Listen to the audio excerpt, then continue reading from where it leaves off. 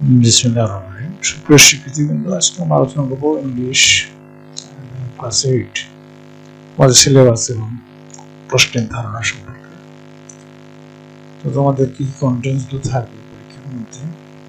Unit 1 glimpse of our culture, unit 2 থাকবে food and nutrition, unit 3 থাকবে health and হাইজিনস, unit 4 থাকবে secure reference, Unit 5 থাকবে humans and environment,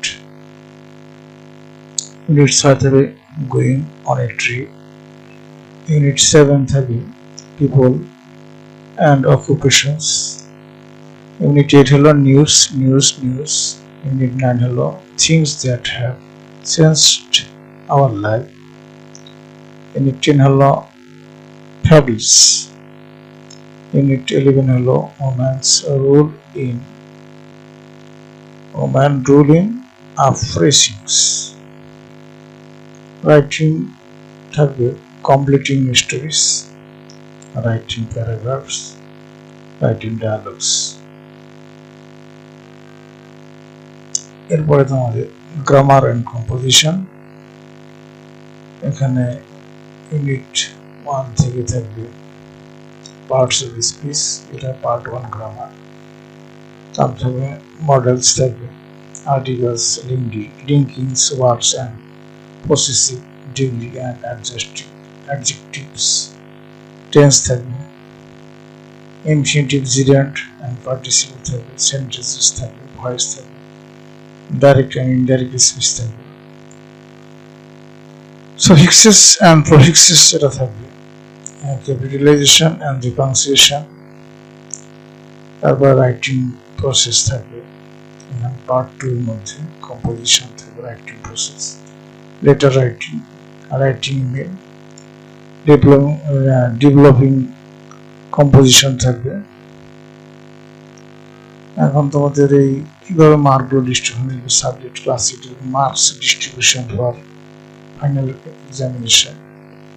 এখানে তোমাদের প্রশ্নের মধ্যে ফার্স্ট ওয়ার্ড থাকবে, পার্টের রিডিং থাকবে, এখানে স্কিলস এরিয়া তোমাদের এমসিকিউ প্রশ্ন থাকবে, অ্যান্সারিং কোশ্চেন থাকবে।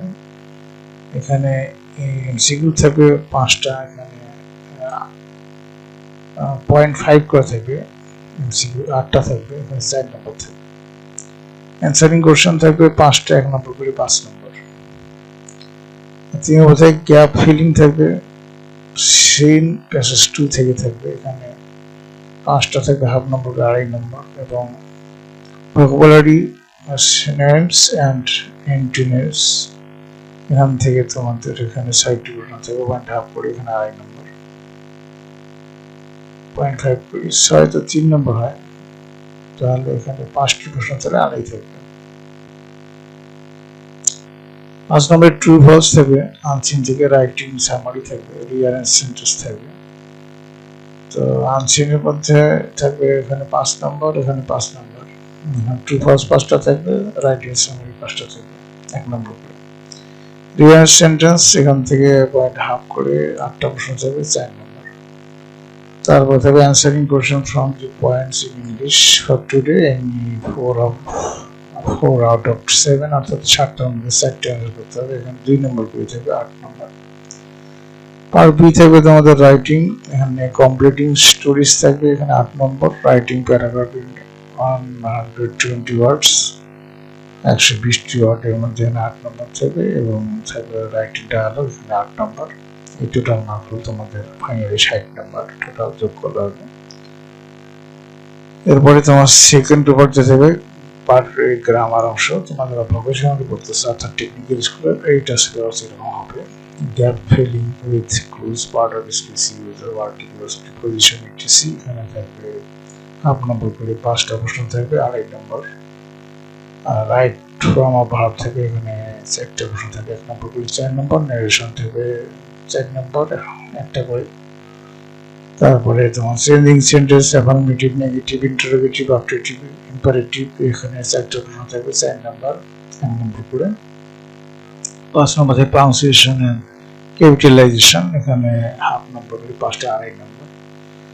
পার্ট বি এর মধ্যে থাকবে তোমাদের রাইটিং, এখানে থাকবে তোমার letters, emails, formal and informal letter, এখানে 5 নম্বর থাকবে, এবং 7 নম্বর থাকবে রাইটিং স্টোরি কমপ্লিটিং 200 বা 200 ওয়ার্ডস, এখানে তোমার 8 নম্বর থাকবে। টোটাল মার্ক হয় 30 থাকবে। আর তোমাদের ধারাবাহিক যেটা নম্বর কন্টিনিউয়াস অ্যাসেসমেন্ট, যেটা এখানে তোমার মিড টার্মে থাকবে 20 নম্বর, ক্লাস টেস্ট থাকবে 4 নম্বর, অ্যাসাইনমেন্ট হোমওয়ার্কে থাকবে 4 নম্বর, অ্যাটেন্ডেন্সে থাকবে 4 নম্বর, আর স্পিকিং এন্ড লিসনিং এর মধ্যে থাকবে 8 নম্বর। এই টোটাল 40 নম্বর। এটা তোমাদের সাবজেক্ট হাতে থাকবে। এবং সেকেন্ড পেপারের মধ্যে কন্টিনিউয়াস অ্যাসেসমেন্ট থাকবে, মিড টার্ম এক্সাম থেকে 10 নম্বর, ক্লাস টেস্ট থাকবে 2 নম্বর, অ্যাসাইনমেন্ট হোমওয়ার্কে থাকবে 2 নম্বর, অ্যাটেন্ডেন্সে থাকবে 2 নম্বর, আর স্পিকিং এন্ড লিসনিং থাকবে 4 নম্বর।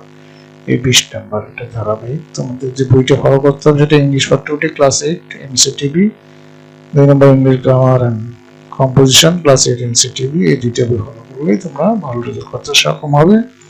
এই ছিল তোমাদের ইংলিশ সিলেবাস এবং কিভাবে পরীক্ষার প্রশ্নপত্র থাকবে এবং কিভাবে তোমাদেরকে অ্যাসাইনমেন্ট মূল্যায়ন করবে এই বিষয়ে বিস্তারিত আলোচনা। তো তোমাদের শারীরিক মঙ্গল সুস্বাস্থ্য কামনা করে এবং পরবর্তী কার্যক্রম এখানে বিধি নিচ্ছি। খোদা হাফেজ।